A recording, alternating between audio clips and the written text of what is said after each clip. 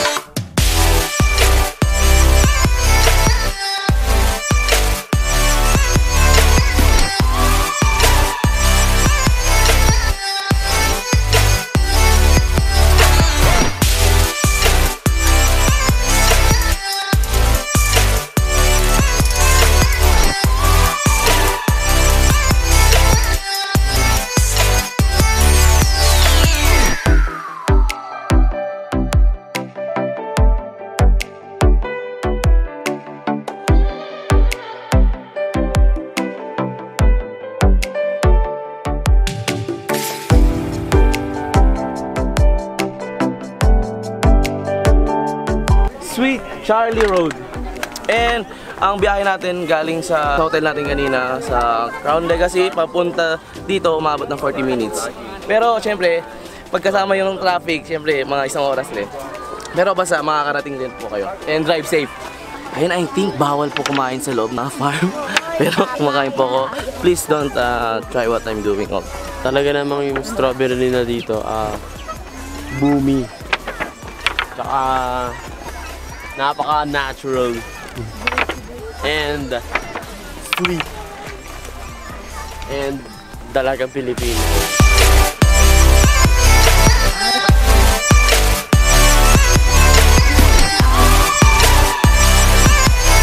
Dito tayo po. Magkano po?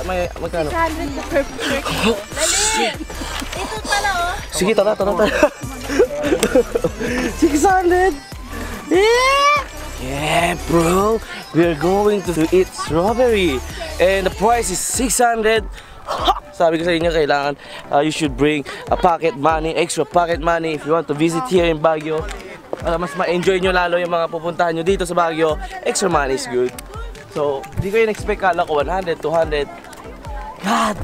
Humingi po ako ng discount pero hindi po pwedeng fix na yung price nila 600. Well, you know, kailangan ko malaman lahat para sa inyo.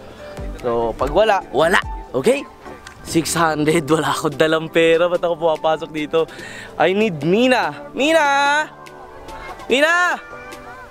Awang kwartak!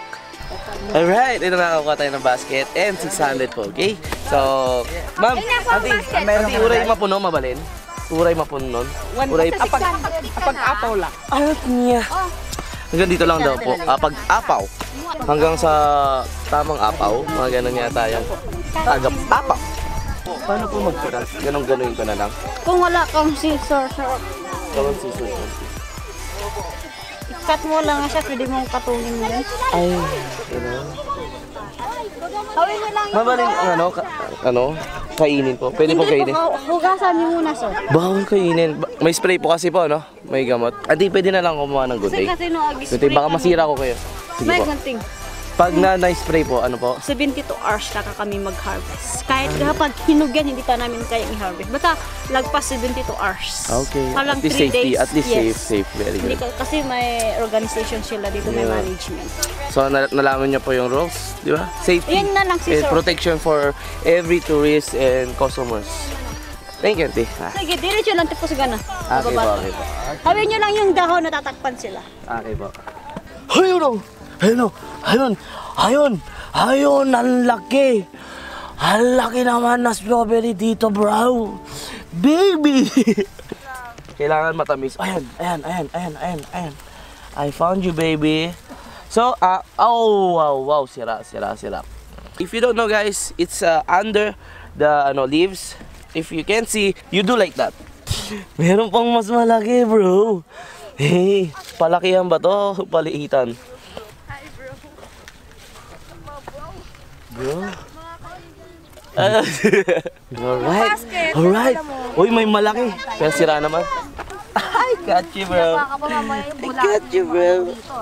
I got you, bro. Walang kumukuha ng green. Sayang, oh. God damn! Wala na kasi matamis eh. Kaya yung green na lang kukunin ko. Pag may tiyaga, may nilaga. Diba, bro? Oh, meron, bro. Tingin natin. I found the sweetest strawberry here in this side. If you want to get this strawberry, I can give you, but first you need to subscribe to my channel, Norshan Vlog. Oh! Oh, you forgot this beautiful. Oh my. Mukhang magaling sila pumitas. Yung sa atin, puro maliliit yung mga nakuha natin. Kagatin natin. Hindi, syempre ayoko. Hindi tayo ganun. Kailangan tayo, mabait tayo. Ayokong gumaya mga ading natin dyan. Kung ano sinabi ni ate, sabi niya kanina, huwag niyo pong kakagatin kasi it's not safe and kailangan niyo munang hugasan yung strawberry before you eat it. That's my advice. Please do not try crazy things here in strawberry farm kung ayaw niyong patalsikin kayo dito. Hop, twist. Ching! Diba ang galing? Ginagamit nila lahat ng space. Hindi nila sinasayang. Pinagkakakitaan, negosyo. Yan ang wise. Kailangan meron kayong sariling diskarte sa buhay kung gusto nyo umangat ng mas mabilis at maabot yung pangarap nyo. Auntie. 600. Mabalin mo't mga alaletas, auntie. Awanti litos mi. Hanga litos data? Ubing pa data. Ang nga harvest data. Pero lettuce po yun natin. Kaya hindi pa pwede. Yun. Di pa po siya pwede. Ubing pie means young. I can speak Ilocano. I'm crazy vlogger. Bawal to kainin dito, di ba? Bawal ba? May spray! Lo! Sarap. Sarap. Pasaway. Bro, sorry. Don't try that also, right? I'm so hungry. I'm so sorry, guys. I'm crazy, you know? Don't be afraid to do crazy things. No, be yourself only. Pero don't try that. I'm very... kailangan magtago tayo.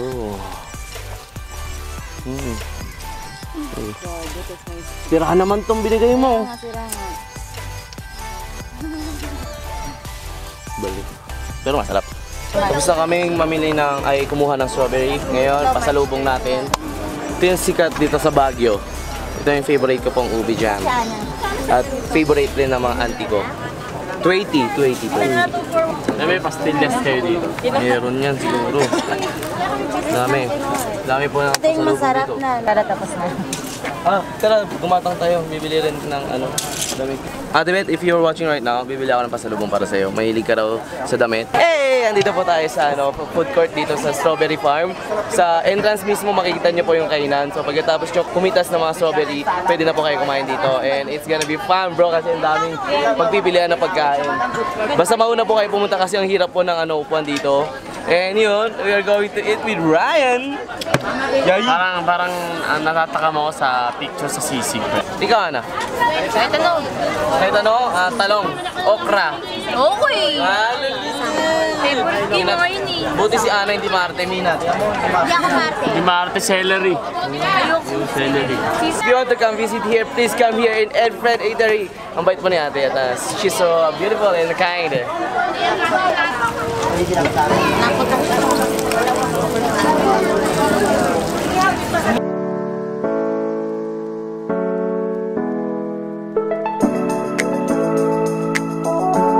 Again, nandito naman po tayo sa Diplomat Hotel. Yung previous vlog ko, nakapunta na rin po ako. Pero ngayon lang po ako pupunta kasama si Ana at si Ryan Santos Bros Muning. Ngayon, pinasyalan ko sila, ginulat, sinurprise ko sila kasi natutulog sila kanina. Akala nila uuwi na po kami papunta Manila. Pero syempre, gusto ko nga, sabi ko sa kanilang umpisa, gusto ko kayo i-tour sa Baguio, sa mga famous place, yung mga top place dito sa Baguio. I got you, bro! Madami na skin, parang 100, 200, ang daming tao. So, imbis na nakakatakot, parang hindi na po nakakatakot. Pero, yeah, let's see. Look at Ana. Kaya sa mga hindi pa po nagsusubscribe kay Ana Marie Santos, please subscribe to her. She's working hard. She's a vlogger. Yes naman. Kahit bagong gising ko lang, tapos pag gising ko, nandito na kami. Hey! Hey! Hey! Ang daming tao na yun. Yeah? Ang dami rin yata mga vlogger. Oh, yun. Ito sila. Maganda yung tanawin dito. Oh, sige, sige. Parang siyang... Parang, alam ko dyan nakita eh. Dyan may nakita. Dito rin nakita. Dyan yung may nakita. Oo, nakita. Diba? Hindi pa nga. Bro, sa YouTube kung ano nakita nyo, pindutin nyo po sa YouTube para maniwala po kayo na meron pong knockout na multo dito sa loob ng Diplomat Hotel. I'm not kidding. And also pumunta dito si Vice Ganda. Pero swerte siya kasi gabi nakapunta si Ma'am, Tita, Ate Vice Ganda. Beautiful Vice Ganda. Merong vlogger, nakahanap na ako na isang vlogger. I will going to explain again. Marami pong pinatay dito.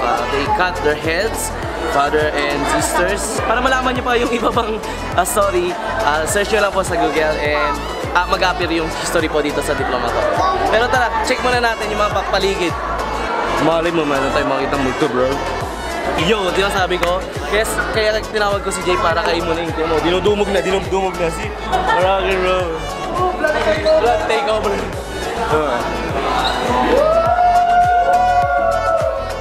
Puntahan natin muna si Ana. Kailangan? Iba yung damit niya, kasi diba ganun tayo? Oo. Hindi tuwan yung Balahibo. Ngayon may something. Ayan na. I'm not kidding, bro. Meron nararamdaman yata si Ana. Yeah, bantayan mo baka sa iban to. Hindi, joke lang. Huwag naman. Nag-enjoy si Ana, bro. Totoo, Ana. Ito po yung sinasabi ko, guys. This is what I'm saying, bro. They chop their heads. Ano pumatay yun? Oh!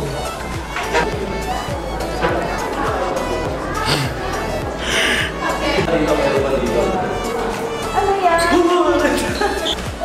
Pero in fairness sa CR nila, parang ang modern pa. Hello, Kap. Nanginig na si Ana. Baka seryoso to. Parang museum na po siya eh. It's like museum, hindi na po siya ghost haunted hotel.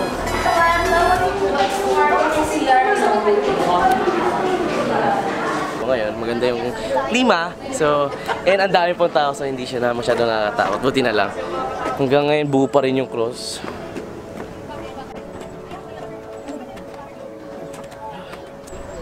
Crazy vlogger.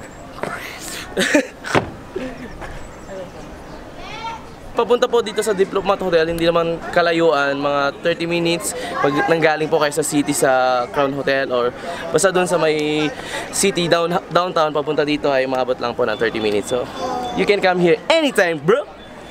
Tap your shoot, cross your leg, crank it up, melee rock, side to side, we go block up.